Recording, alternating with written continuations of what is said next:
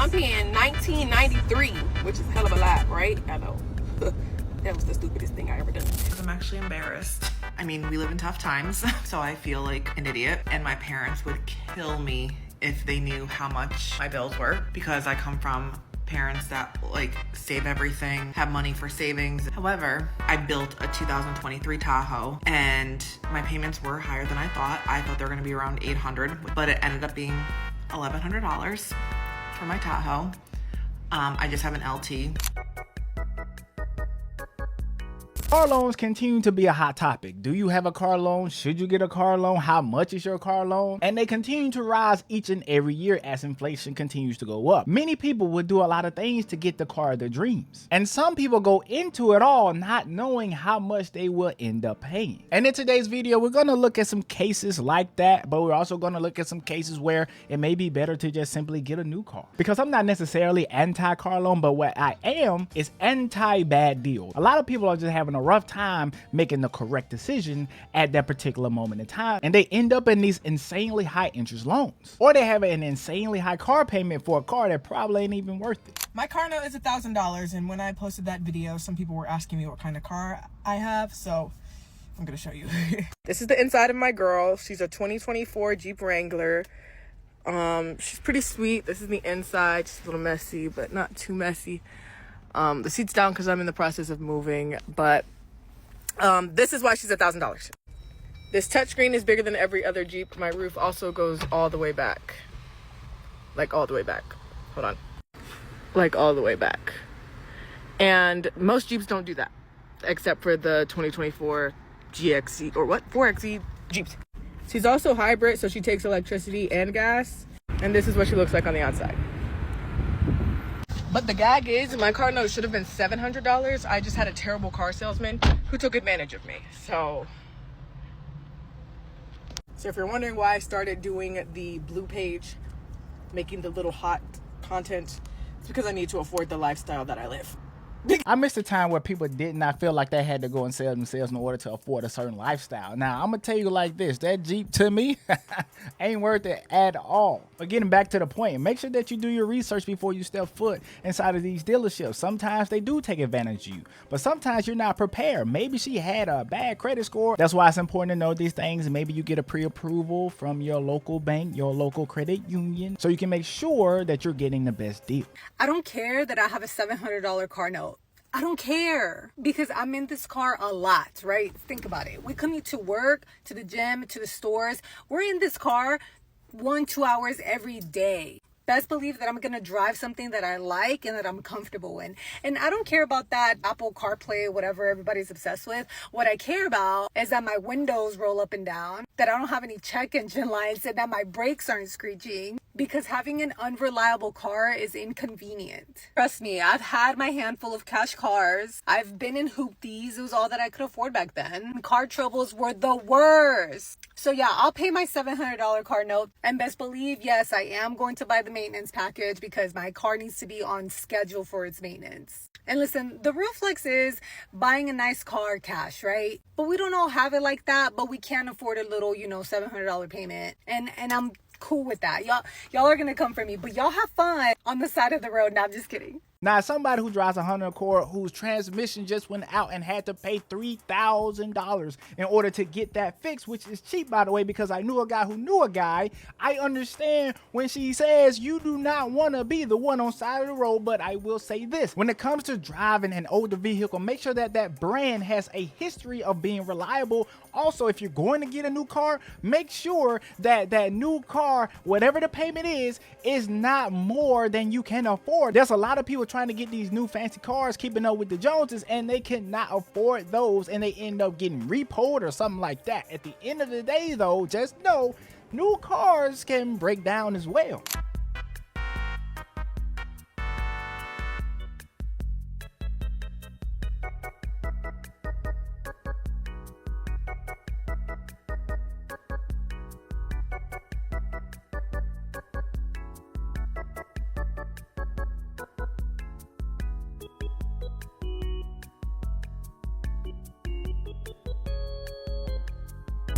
Update on my brand new car that has left me broken down multiple times, even though I've only owned it 2 months now. This back at the Mazda dealership getting work done again for the second time in like a week and a half. I did just realize something really interesting yesterday.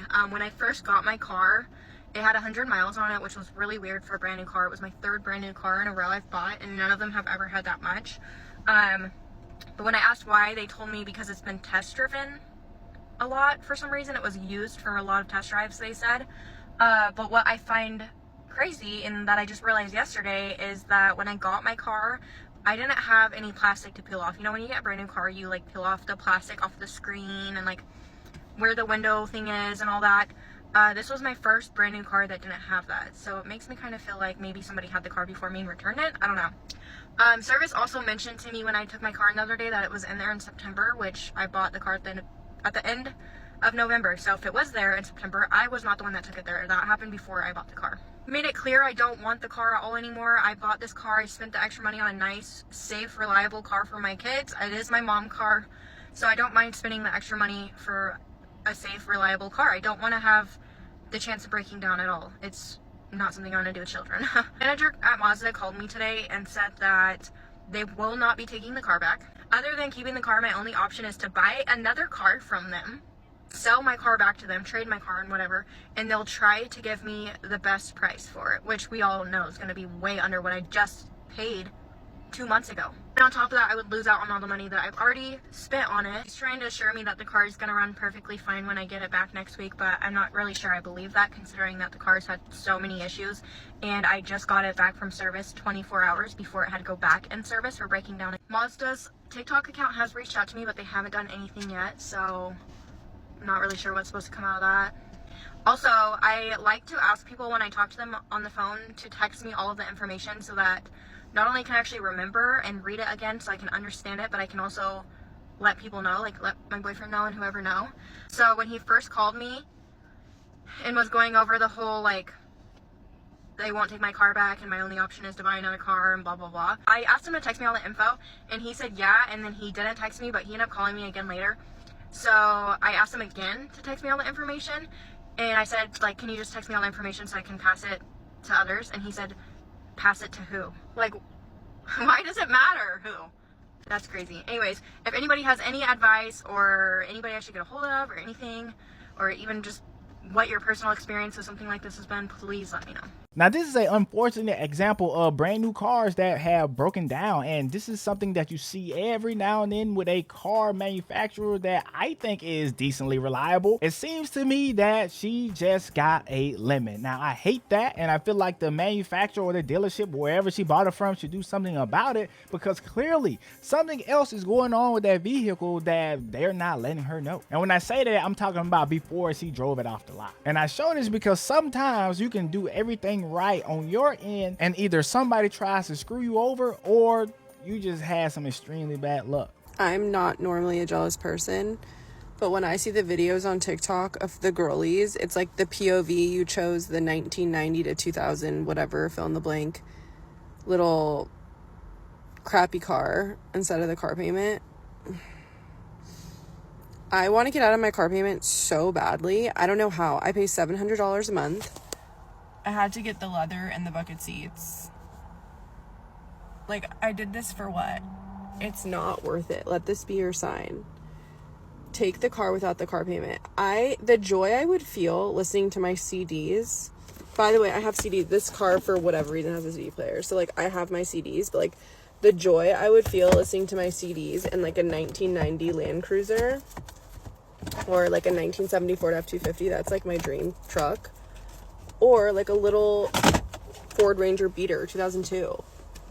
It's not it. Yes, once the honeymoon phase of having that new car wears down, you will feel like you're drowning in a vehicle that you really don't care about anymore. But what I like to show in a lot of these videos is the fact that things can also go both ways, because there are some people who have older cars who are struggling.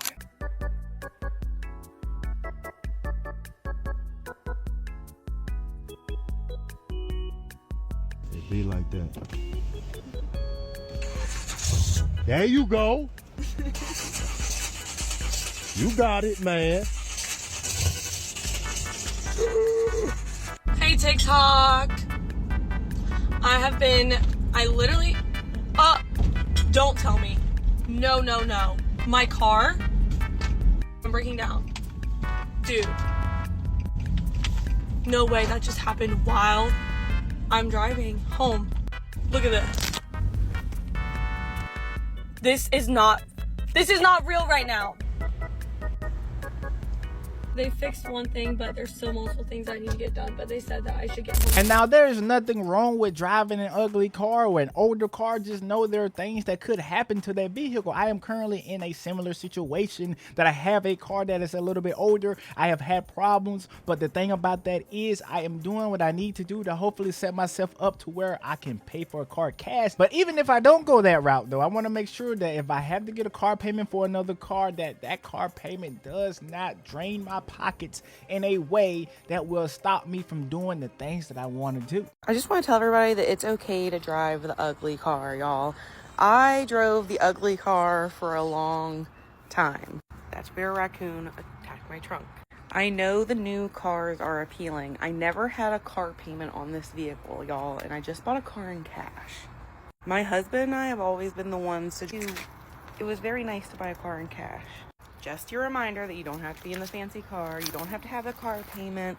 You can save your money, okay? Yes, I know it's hard. I know new cars are fun, but I promise you, okay, you can do it. You think my car is bad? You should see what my husband drives. But he will not be getting a new car until we can pay for it in cash.